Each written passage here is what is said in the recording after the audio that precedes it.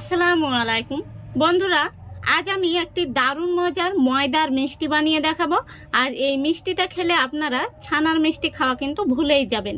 এতটাই নরম তুলতুলে আর রসে ভরা, আপনারা দেখলে অবাক হবেন। তো চলুন প্রথম থেকে শেষ পর্যন্ত রেসিপিটা দেখতে থাকুন। তো বন্ধুরা দেখুন, এখানে আমি মেজারিং কাপে হাফ কাপ মেপে নিয়ে নিচ্ছি ময়দা। তারপরে দিয়ে দিচ্ছি 10 টাকা দামের একটি আমুল মিল্ক। আপনারা যে কোনো ব্র্যান্ডের গুঁড়ো দুধ নিতে পারেন। এবার দিয়ে দিচ্ছি স্বাদ মতো লবণ। তারপরে আমি এই চামচ দিয়েই খুব ভালো করে শুকনো উপকরণগুলো মিশিয়ে নিচ্ছি। দেখুন খুব ভালো করে আমি মিশিয়ে নিয়েছি। এবার এর মধ্যে আমি দিয়ে দিচ্ছি চা চামচের 4 ভাগের 1 ভাগ খাবার সোডা, আর দিয়ে দিচ্ছি সমপরিমাণ বেকিং পাউডার।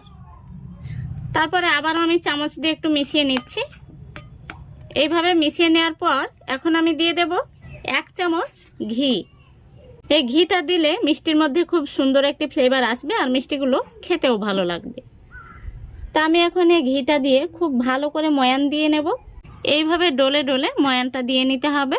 এর মধ্যে যেন কোনো রকম দলা পেকে না থাকে, সেদিকে লক্ষ্য রাখতে হবে। দেখুন খুব সুন্দরভাবে আমি ময়ান দিয়ে নিয়েছি। এখন আমি যে কাপে মেপে ময়দা নিয়েছি সেই কাপে মেপে 1 কাপ জল নিয়েছি। তো জলটা আমি পুরোটা একসঙ্গে দিচ্ছি না, অল্প অল্প করে জলটা দিয়ে একটি ডো মেখে নেব। দেখুন আমি ডোটাকে খুব সুন্দর করে মেখে নিয়েছি। আর ডোটা মাখাতে এখানে আমার 1 কাপ জলের মধ্যে 3 ভাগের 1 ভাগ জল লেগেছে। এখন আমি ডোটা থেকে লেচি কেটে নেব।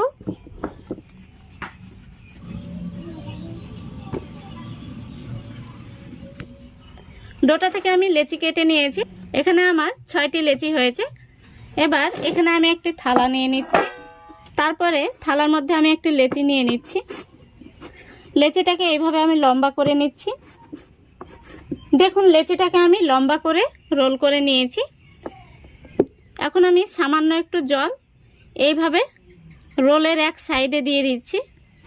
এবার আমি রোলটাকে এইভাবে গোল গোল করে পেঁচিয়ে নিচ্ছি। দেখুন, তারপরে এই পিছনের অংশটাই আমি মিষ্টির শেষ অংশটা দিয়ে দিচ্ছি, চেপে দিচ্ছি এইভাবে। দেখুন এইভাবে চেপে দিলে মিষ্টিটা ভাজার সময় কিন্তু আর কোনোভাবেই খুলে যাবে না। দেখুন মিষ্টিটা দেখতে কত সুন্দর হয়েছে। আরও একটি মিষ্টি আমি আপনাদের তৈরি করে দেখিয়ে দিচ্ছি। আরও একটি লেচি নিয়ে নিলাম। তারপরে একইভাবে আমি লেচিটাকে লম্বা করে নেব। দেখুন একইভাবে আমি লেচিটাকে লম্বা করে নিয়েছি।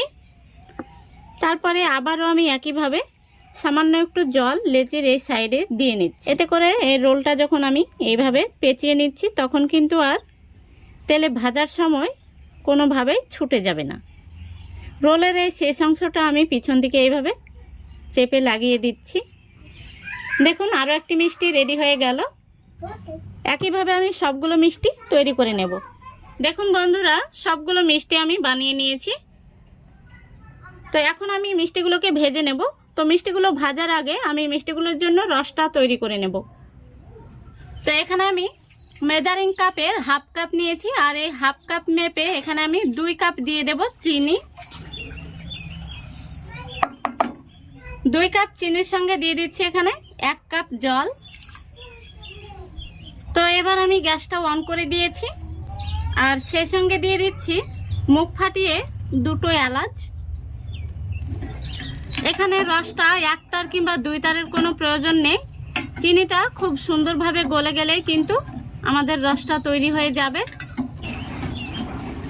দেখুন বন্ধুরা চিনিটা খুব সুন্দরভাবে গলে গিয়েছে আর আমাদের রসটাও কিন্তু রেডি হয়ে গেছে।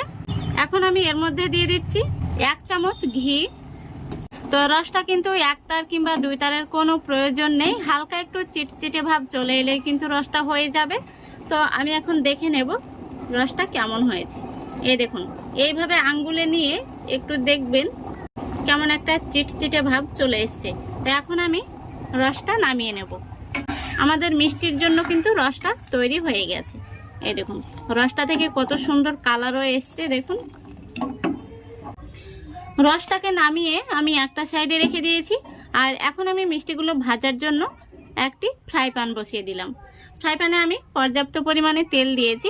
তেলটা খুব ভালো করে গরম করে নেব।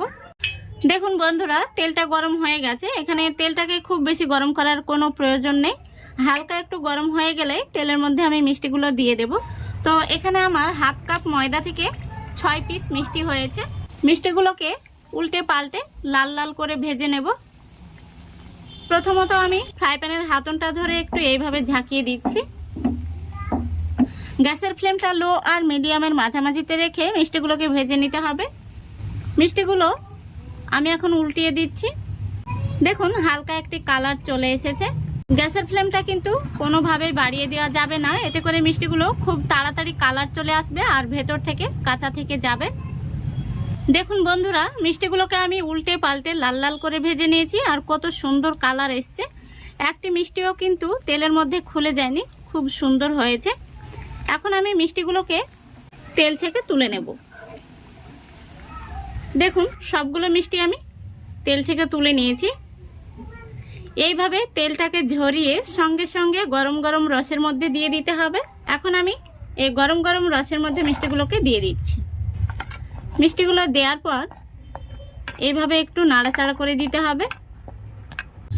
তো এইভাবে আমি মিষ্টিগুলোকে ঢাকা দিয়ে রেস্টে রেখে দেবো এখন 30 মিনিটের জন্য। ফিরে আসছি 30 মিনিট পর। দেখুন বন্ধুরা, পুরো 30 মিনিট পর আমি ফিরে আসলাম। মিষ্টিগুলো আমি আপনাদের কাছে থেকে দেখিয়ে দিচ্ছি। দেখুন কতটা মোটা মোটা হয়ে গেছে আর রসে কিন্তু একদম ফুলে টইটম্বর হয়ে গেছে। এখন আমি মিষ্টিগুলো একটি প্লেটে সার্ভ করে আপনাদের দেখিয়ে দিচ্ছি কেমন হয়েছে। মিষ্টিগুলো দেখতে কত সুন্দর হয়েছে দেখুন, আর একদম নরম তুলতুলে হয়েছে।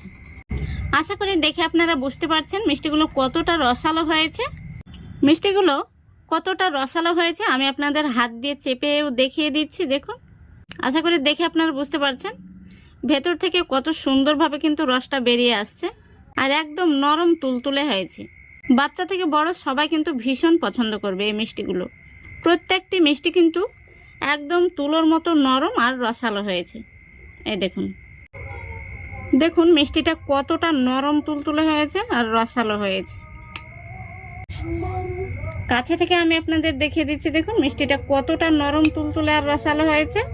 তো আজকের এই রেসিপিটা আপনাদের ভালো লাগলে অবশ্যই লাইক কমেন্ট শেয়ার করে দেবেন এবং চ্যানেলটিকে সাবস্ক্রাইব করে অল নোটিফিকেশানটি অন করে সঙ্গে থাকবেন। আজকের মতো এখানেই বিদায় নিচ্ছি। সবাই ভালো থাকবেন, সুস্থ থাকবেন। খোদা হাফেজ।